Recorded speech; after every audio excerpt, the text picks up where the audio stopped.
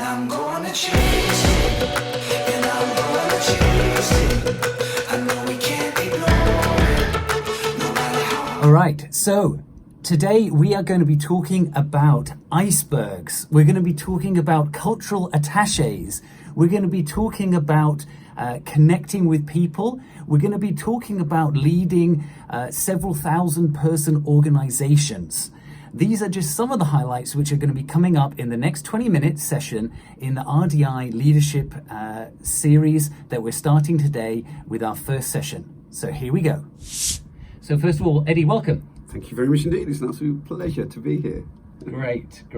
And as I've explained, you're somebody who has worked in a lot of countries, in a lot of different teams and leadership situations. Hence why I wanted to bring you along for this series today.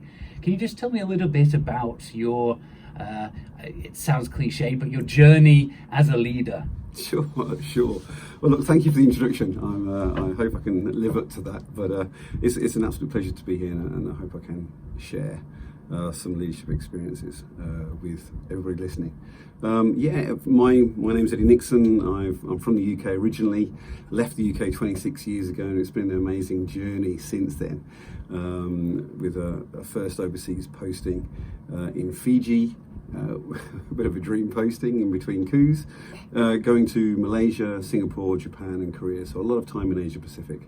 So really, my career started back in the UK, working for a UK retailer, Texas Home Care and then Argos, as a buying assistant, and I've been privileged enough to work with many great people in many great companies over the 26 years of the career, and being able to tap into opportunities for me to progress my career to a point where I got to become the MD of Adidas Career, which was a dream job and something I loved very much indeed.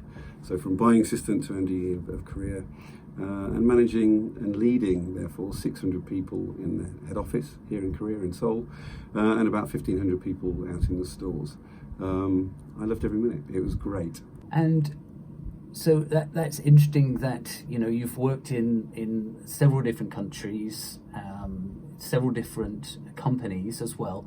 What do you consider to be the most important factor when leading people? I think with leaders in general, a key success factor is being able to, I think it's two key success factors. One is being able to connect with people. I think it's super important, and I'll talk a bit more about that in a minute.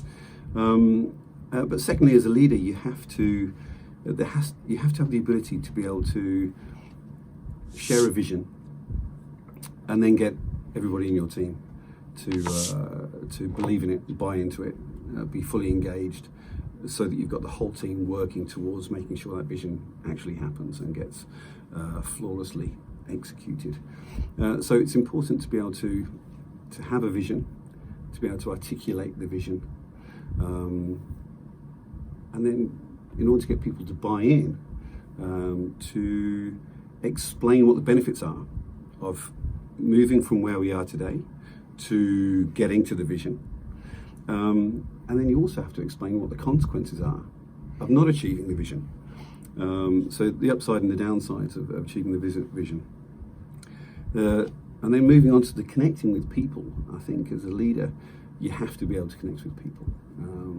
Because if you can't connect with people, then you can't really get them fully engaged, and then you can't get them to buy in and do the things that you want them to do. So I think the two key success factors for any leader, in my opinion, are being able to share a vision, articulate a vision, and get people to buy into that. And the second one is just to connect, and not just with your leadership team or your direct reports, but really with all levels of the company, so that you get a good understanding of what's going on. So kind of developing on from that, obviously you might consider it to be perhaps more complicated when we are leading in a multicultural environment. What do you consider to be the way in which we should maybe adapt our approach when it comes to leadership in a multicultural environment? Well, I think the key skill of a leader is connecting. And I think in order to connect, you have to understand people's values and beliefs so that you connect with them. If I can just take a bit of a step back and explain that one of the things that was a light bulb moment for me in my career, and certainly in my leadership development, was going on an executive development course with Adidas. It was 3 one-week courses around the world. I mean, it's super privileged to be able to do that, and it was amazing. The second week was in Shanghai, and the focus was very much on soul searching, really, and self-awareness, building self-awareness.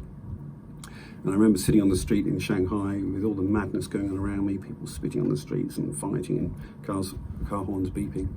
And I was tasked to try and really understand or identify what my key personal values were. And at the end of the week, I'd identified that my 5 key personal values are family. And these are the things that you have to remember. The values are the things that drive your behaviour, the things that turn you on, or the things that really upset you and annoy you.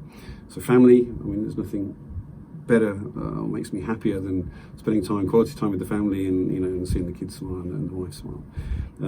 Fun, as a friend, I think that I do like to have fun, and I think it's important to have fun, especially when you do so many long hours at work. If you can't have fun in that sort of environment, despite the challenges around you, I think it's tough. Thirdly is achievement, and I believe that we're all put in this world to make a difference, and I get a massive satisfaction out of achieving goals and targets that I set myself, personally and professionally. Inspiration, I love being inspired by people, and when I do get inspired by people, I get energized and refocus, and it helps me again to go back to the third personal goal of achievement. And the 5th personal value is integrity, because I think without integrity you can't build relationships or trust or anything with people. So that was a light bulb moment for me when I'd nailed that, and I came back and said to my team, I told my team this, I sat them down and I said to them, look, if there's an iceberg and what you see at the tip of the iceberg is my behaviour, what drives my behaviour are these personal values and beliefs. So I shared it with them, and by having that self-awareness, it also helped me then to understand all the people in my team, their icebergs. So I could see their behaviour, and then I was trying to work out what their values therefore were. And when you can work that out, you can connect with people so much easier, and you can really get them to come on board with your vision and your strategy and your plans. So if I completely believe that is key, understanding, being able to connect with people through understanding their values and beliefs, then adding multicultural aspect to that is actually the same principle. The key difference as a leader, especially as an expat, and as you go into different cultures, is that you have to have some sort of understanding. You have to try and really learn and gain some understanding of that other culture. And I think one of the key learnings for me over the 23 years in Asia Pacific was wherever I went, I always tried to find somebody who could be my cultural attaché, if you like. So I quickly tried to identify somebody who was a bit of an influencer with the team, somebody who was not just bilingual, but bicultural, who got it, and could therefore be the bridge between me and my team. And also somebody I could bounce ideas off and say, look, hey, I'm looking to try and do this. What will be the impact culturally on the team if I do that? So I think, again, I go back to being able to connect with people, being able to understand their values and beliefs. And if different cultures come in, then you just got to really work as a leader to understand what those different cultures are all about, and the foundations of those cultures, so that you can connect. And you mentioned there icebergs. Yeah. What's the reference with icebergs there? Well, so the iceberg, when I was on this executive development course, and I keep going back to this because it was probably one of the best courses I've ever been on, and certainly, as I said, a light bulb moment for me in terms of leadership. I had a coach for many years, and I think it's important that you do have a coach and continue to have a coach to help you to grow and to also challenge yourself. But the iceberg is quite simple. So if you draw a picture of an iceberg, the tip of the iceberg, what everybody sees, is how you behave. but there's so much more to the iceberg below that drives that behaviour. The next level down will be your values and your beliefs, and my 5 personal values I've just mentioned. If I can't get to see my family for whatever reason, it upsets me. But if I spend quality time with the family, I'm happy as. So that changes my behaviour. And then right at the bottom of the iceberg is your deepest fear, I suppose. And again, that helps. It drives your behaviour. My deepest fear is insignificance, not being able to make a difference, not being able to change. I think whenever you take on a job or a role, you should always leave it in a better position than when you started, and therefore you have to make a difference and make some change along the way. So that's the iceberg. Okay. So it's very. I think it's a good picture to have in your mind when you think about connecting with people. Have you noticed anything particular that's maybe lacking in leadership over your years as a leader? Maybe something that you recognised in somebody else, maybe also yourself, that you felt, that's something that maybe should be improved, or something that could be done better? Sure. I mean, everybody throughout your career, and you become a manager and then a leader,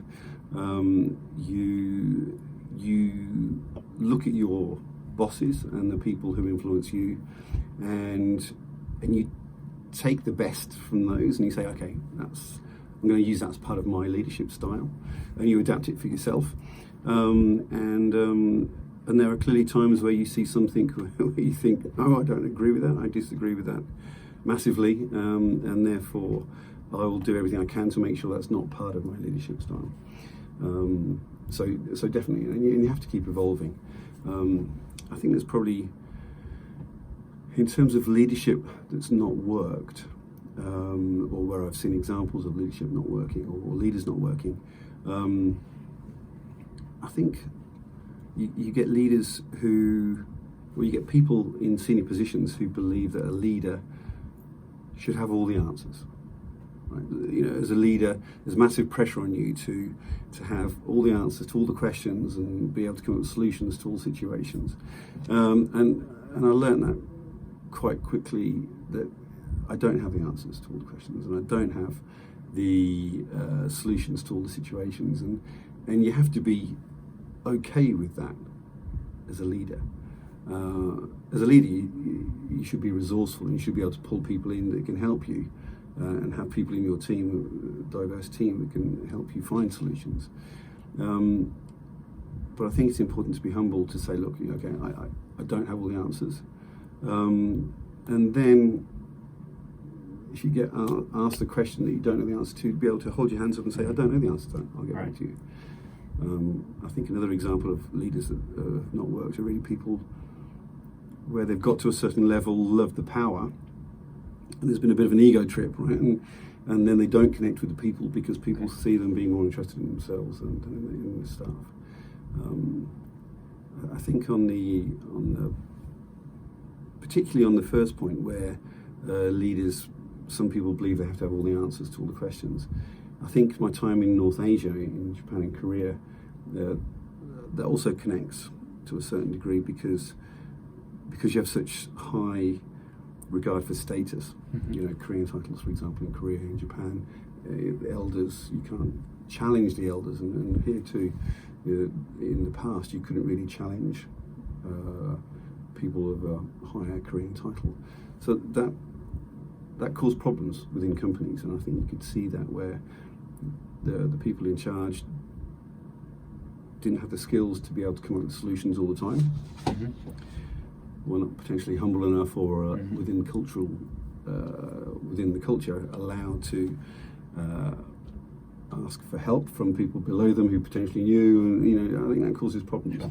But you see that opening up now, and that's fantastic to see. Sure. So that was kind of talking about leadership, leading at the kind of highest levels, and you had your experience, leading Adidas in Korea. I want to bring it down now to the kind of entry level, first time leaders, people who are maybe managing a team for the first time, maybe they've just been promoted. What kind of advice would you give those people as they start their leadership journey? Be humble.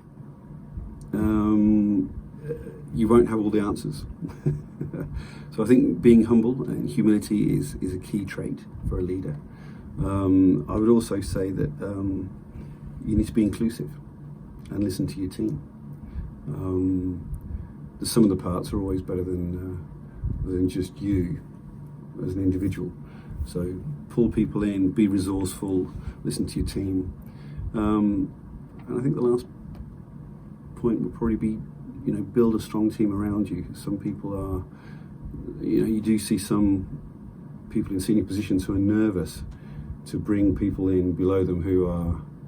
They want to be the smartest person in the room. Yeah, exactly. Whereas that's And so you get some companies where they've got a CEO may have a lot of yes people around them and doesn't challenge. So I'd say to first-time leaders or new leaders, be humble, be inclusive, and build a strong team around you. Don't be nervous about building a strong team around you. Build a strong team around you, and you will also shine, because you will be allowing them to shine. Have you seen the leadership change over the time? You said that you've been now in Asia for 23 years. Yes, long time. I had long hair. Have you seen any kind of fundamental changes in the way that leadership is now compared to how it was then? Definitely. And we can focus on career on this point. I think in general, leaders have to evolve. I think probably in the 80s, 70s, 80s, early 90s too, there was probably this macho sense of a CEO, and it probably also ties in with my comment earlier on, where CEOs believed, they had all the answers and right, this is what we're going to do. Weren't challenged, and there's a rule of fear within the work. So I think it's definitely evolved. I think we've definitely seen leadership change over time, and you have to keep changing.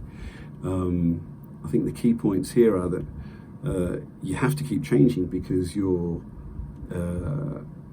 staff are changing. You're getting younger generations coming in, and the millennials, crikey, they're so different in terms of their beliefs and values and views to my generation.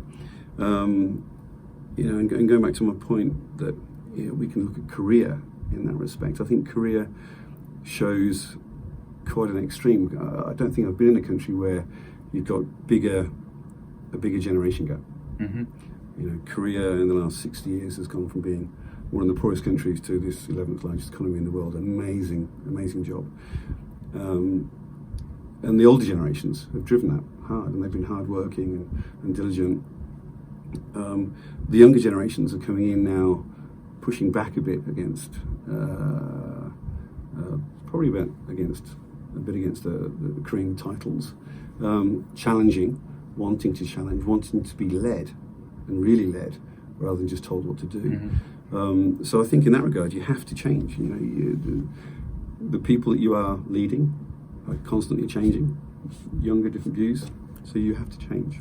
Now, obviously, 2020, quite an unusual year, a lot of unprecedented things happening. Maybe we've talked about constant change for a number of years in a kind of VUCA world that we live in, but obviously 2020 has just blown that off the charts when it comes to uncertainty.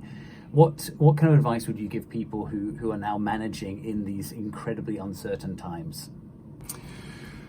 I think during uncertain times, you do need to take things to a new level. I'll go back to my original point. You've got to connect with people.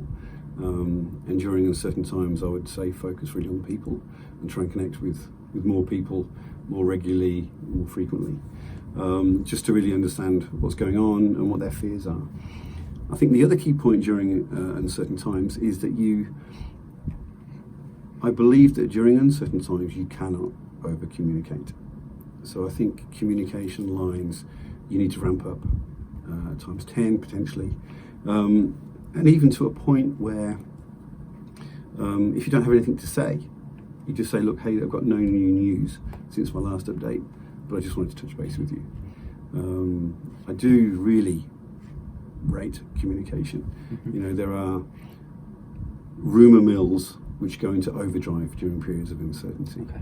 Water bottle, water cooler conversations that happen, discussions that happen, and they can really kill a culture or kill a vibe and positivity within a business. So if you're there, just being open, be super open and super honest, and keep those open and honest lines of communication going. I think during uncertain times, you can win, hands down.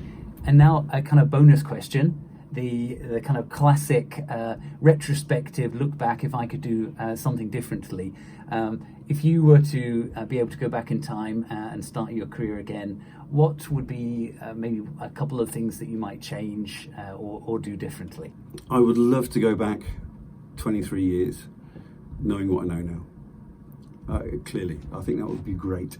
The light bulb moment, which really massively changed my opinion on leadership and how to lead, only happened 8 years ago. So if I could take that learning about my personal values and beliefs, and then trying to and the learning on how to connect with other people through that, and assessing their values and beliefs from their behaviour, that would be great. I would love that. That would be sensational. I think things would be quite different. All right. Well, that's all we've got time for today in this session. Eddie, thank you so much for sharing your insights of your leadership experience. I'm sure that everybody who's been listening along has taken away something useful from that.